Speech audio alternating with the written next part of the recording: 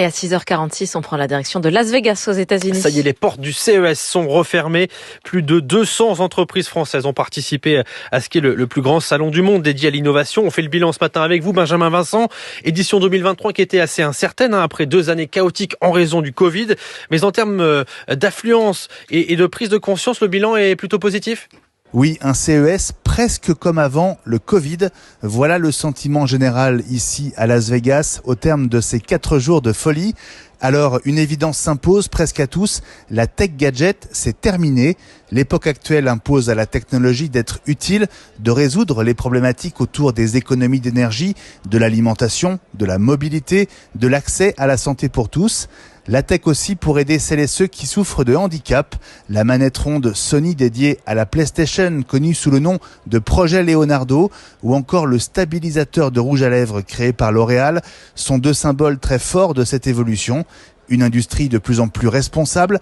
Pour la première fois, Samsung n'a présenté aucun nouvel écran ici. Le Coréen n'a d'ailleurs montré aucun nouveau produit pendant les 45 minutes de sa conférence de presse, ce qui aurait été impensable il y a encore 3 ans. Et en termes de fréquentation, Benjamin, est-ce qu'on a des indications ? Alors l'objectif c'était 100 000 visiteurs après 44 000 l'an dernier et 171 000 en 2020, dernière année de référence.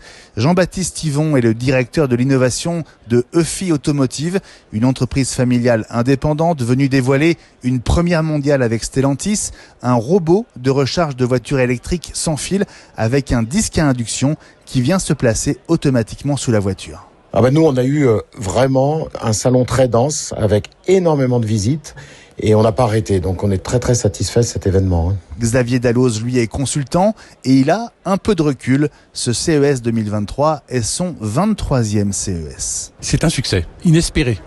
Quand je discute avec les exposants, quand je leur pose des questions, est-ce que vous reviendrez au CES 2024 ? Ils me répondent tous oui.